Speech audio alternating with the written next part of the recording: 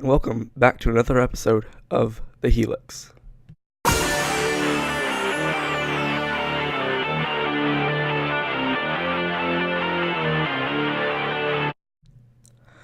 Hello, and on this episode of the Helix, we will be covering the world of Modern and what it entails for the Magic community.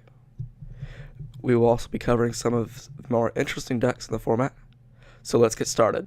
You might be asking yourself, what is Modern?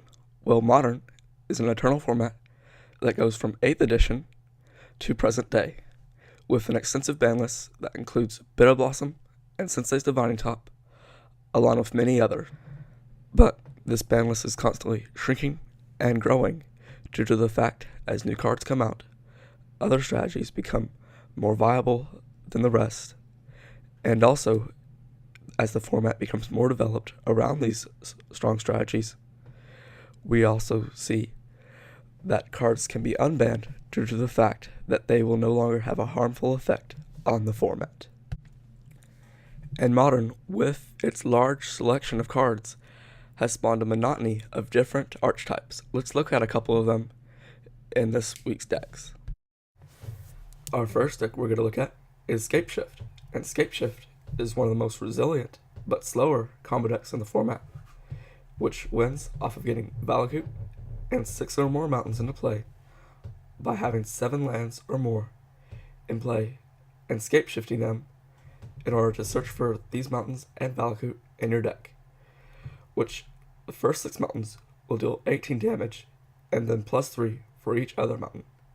Valakut has added a breath of fresh air into the format as it was recently unbanned before last year's season. Tron, a deck relying on making large amount of mana very fast with the 3 lands Urza's Tower, Urza's Mine, and Urza's Power Plant, sees a lot of consistency with abilities like Expedition Map to power out huge creatures like Wormcoil Engine and Card Liberated, but the deck has a hard time interacting with other combo decks.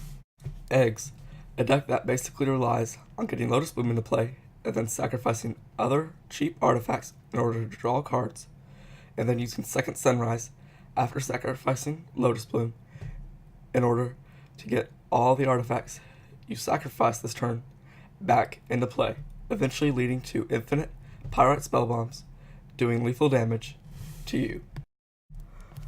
Although Eggs is usually a deck that kills very fast on usually turn 4, even with several hiccups, it is prone to take a long turn 4 in order to finish it off, as it takes an infinite cycle of several different steps that need to be done in an exact order or the deck will fall on itself. At this point though, I would not suggest scooping because that player may mess up in this combo because it is a very complex combo and does require a lot of skill, and you never know how experienced the player is with that deck in particular.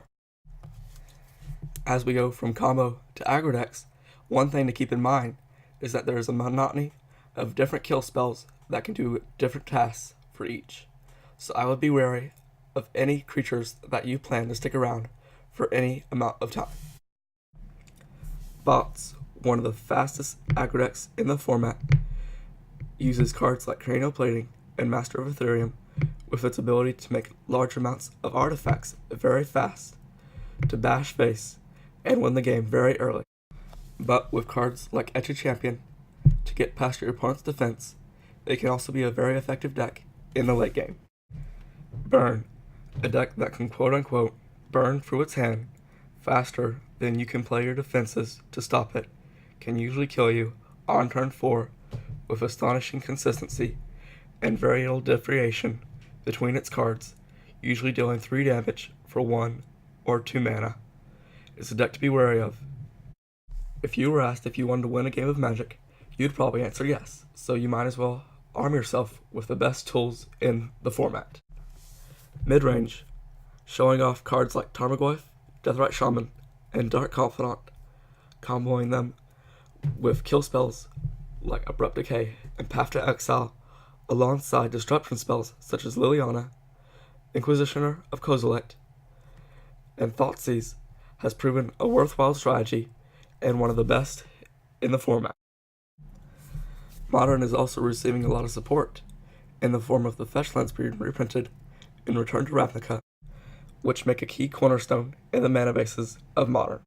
To add to this, Modern Masters is on sale June 7th, which will entail the reprinting of Tarmogoyf and Dark Confidant. Thank you for watching, and next week we will be covering Modern Masters more extensively. And as always, Jesus loves you.